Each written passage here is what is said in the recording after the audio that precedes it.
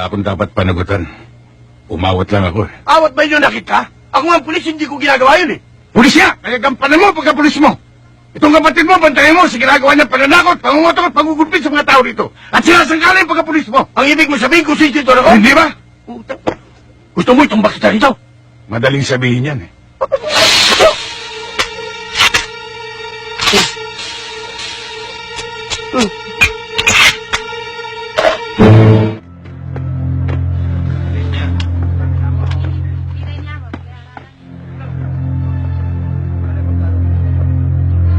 Hindi pa tayo tapos kagabi.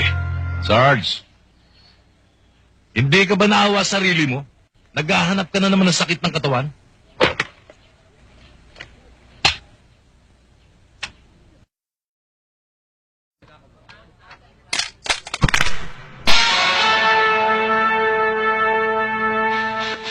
Umpisa mo na. Hindi, ikaw na. Ako na.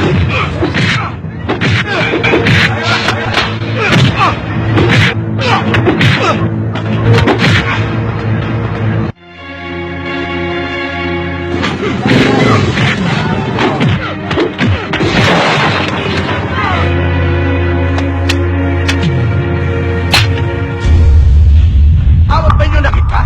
Ako nga ang pulis, hindi ko ginagawa yun eh. Hindi ka ba naawa sa sarili mo? Naghahanap ka na naman ng sakit ng katawan?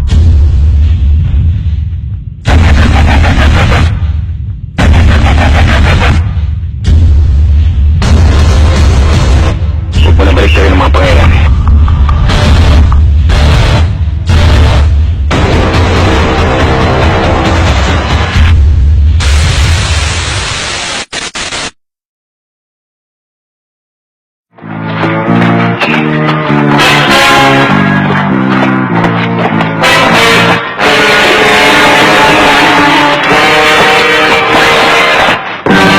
Anong kailangan mo?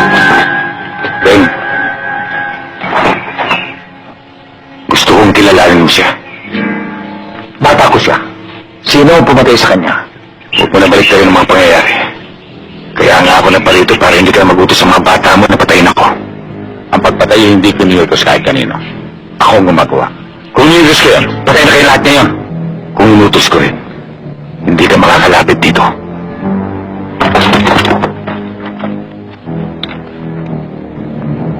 Ano ba talagang gusto mo? Huwag ka mo! Ador, ang minumura, yun lamang mga kakaning itik. At alam ko sa mga nagmumura, mga walang bayag. Kahit anong oras, kahit saan lugar, dala ko ang bayag ko. Ang nalala ko lamang, pakain sa'yo, hindi mo dala. Bakit? Gusto mo bang makita? Hindi ka sarap. Talagang gusto mo makita. Ito, katulad ng sinabi ko. Kahit saan lugar, kahit anong oras, dala ko bayag ko. Sige, patunayan mo sa akin na marunong kang pumatay. At sa pagkakataong ito, wala tayong dapat ilamay. Isa lang sa atin lalabas itong buhay. Tama, isa lang. Kaya damputin mo na yan. At may iiwan ang bagay sa Cavite para pakapitan ko sa talaba at maging patabaga sa tao. Ikaw ang bumunot, Bador. Dahil kung dito sa Cavite hindi ka marunong magsimba, sa Tondo pagsisimbahin kitang may bulak sa ilong. Damputin mo na yan para magkaroon ng silbi ang pagsusot ko ng itim. Talaga magkakaroon ng silbi pagkat ipagluluksa mo ang iyong kamatayan. Ikaw ang mamamatay, Crisanto. Makikiramay lamang ako. Damputin mo na yan. Kamo na! Nang makilala mo kung gaano ka para sa taga-Tondo. Ang pagkakilala ko sa taga-Tondo hindi marunong magkuntas. Katulad ng Kabiteño. Dinudurog mo na, hindi pa rin pahamok ang kaibigan. Ibang uri ka ng Kabiteño, Bador. Kapag sinabi na nakataya, nawawala ng pagpapalaga mo sa isang kaibigan. Sige, damputin mo, Bador.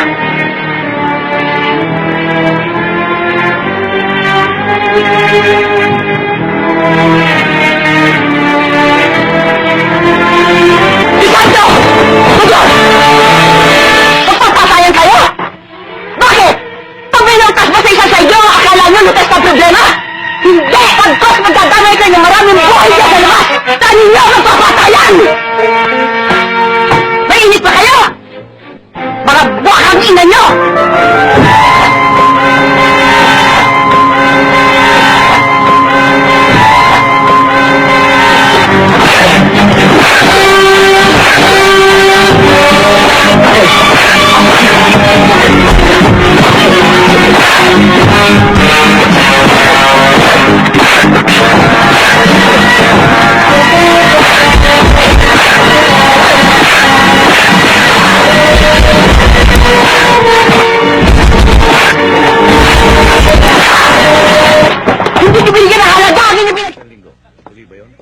Sigurado yun. Mang Beto, Oh, Simon, bakit? may kailangan po sila.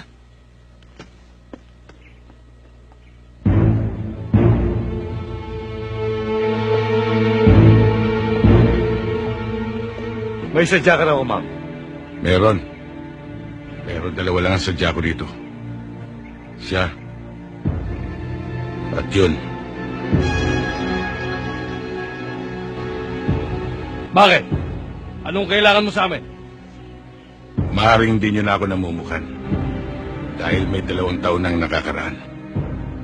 Sa bahay ni Judge Di Mayuga. Ako lang ang natirang buhay. Kaya yung mga naririto na hindi kasama lumayo na. Dahil papatayin kong 2 ito eh. Paano yan? Kasama ako. Di tutumba rin kita.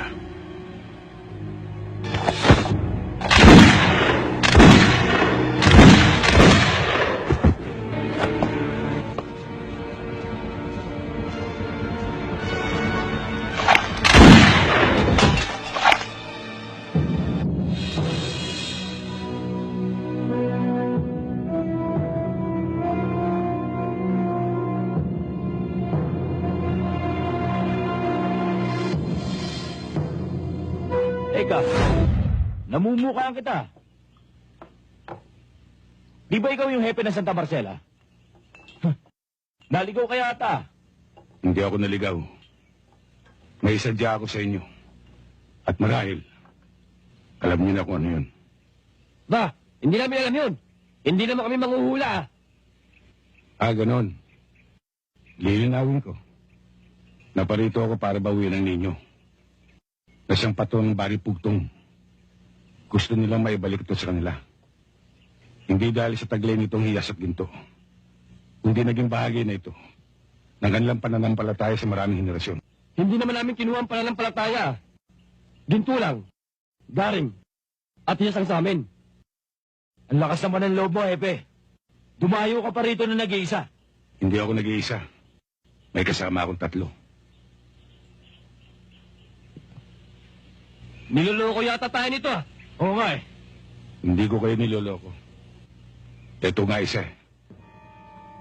Ito pa yung 2.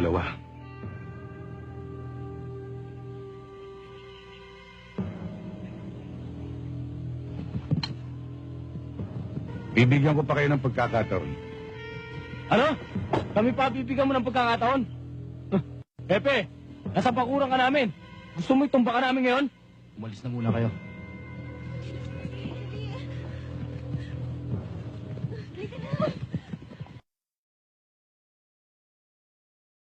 Ibalik nyo lang ang ninyo para wala tayong problema. Anong problema? Ikaw ang may problema. Pumasok ka sa umunil. Baka hindi mo kami kilala. Kilala ko kayo. Kayo yung pangkat na sinuka ni Kari ko. Dahil pang sarili lang ang lakad ninyo. Kinakasangkapan nyo lang inyong simulain para mangurakot, magulumbat at pumatay ng tao ng walang dahilan. Ang daming pagsasat!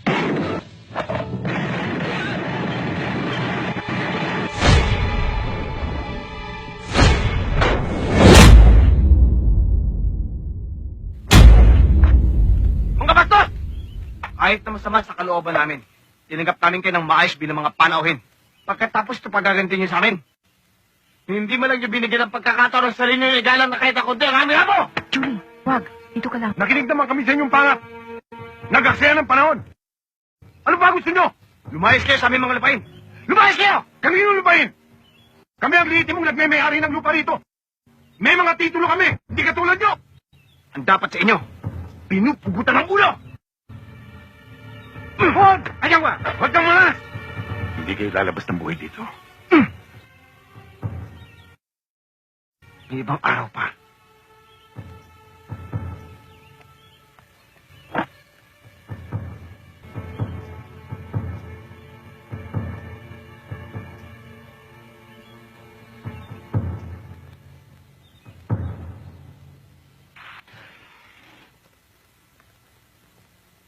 Tinyente, mabuti naman at pinaunlakan mo ang aking panyaya.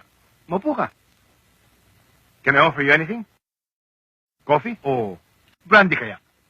Hindi, salamat. Mr. Turalba, sanay lang yata uminom ng base at taboy si Tiniente. Ba? Bilib ako talaga sa ibig mo, Tiniente.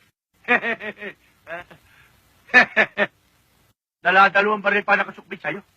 Ha? Yan ba uso ngayon? Itong puting to, para saan to? Itong itim naman, para saan to? Alam mo, Tiniente, sa isang negosyanteng katulad ko, hindi ako maligoy. Hindi ko na kailangan ng anong pamang ritual just to make my point. I must admit, hanga ako sa'yo. Pambihira ang naging pagtanggap ng mga maranggani sa isang dayong katulad mo. Lalo na't ikaw ay tagapatag. To be accepted as one of them is indeed a rare accomplishment. Kaya naman lumalapit ako sa'yo. Ano ba ang sikreto at napaamo mo sila ng gusto? Ano ba talagang kailangan niyo sa akin? Sabihin na lang natin na I just want us to work together. Alam kong napakalitang sinasahod ng isang pulis na kagaya mo sa isang liblib na bayan gaya ng Marangani. I assure you, Teniente, hindi ka pababayaan ng Alegre Mining. Alam mo, Tiniente, mahina ang dination nyo rito. Ha? Ngayon, kung gusto mo kumita, sumama ka sa amin. Ang kikitain mo sa amin buwan-buwan ay hindi mo sasawarin sa loob ng isang taon. Oh, ano sa tingin mo, Teniente? Panataw, sandali lang. Sinusuhulan ako ng mga taong ito. Naungaw kayo. Anong naungaw kayo? Anong pinagsasabi nito? Ang sinabi niya, mga siraulo ninyo. Binabalaan ko kayo, ha? Mag-ingat kayo sa mga asal niyo rito, ha? Kung yung panunuhol niyo, nagagawa niyo sa ibang lugar, huwag dito sa Kalinga. Pinagbabantaan mo ba kami? Oo. Kaya na, Panataw. Naungaw kayo.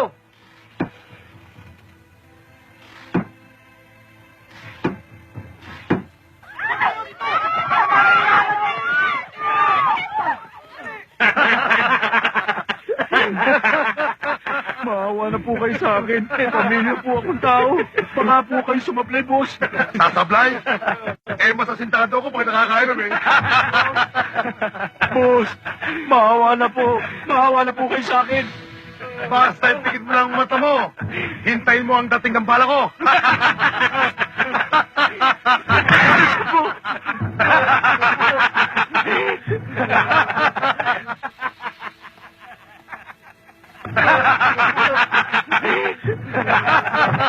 Walang gagalaw! Mga armas! Sa mesa! Oka, umuwi ka na. Salamat po.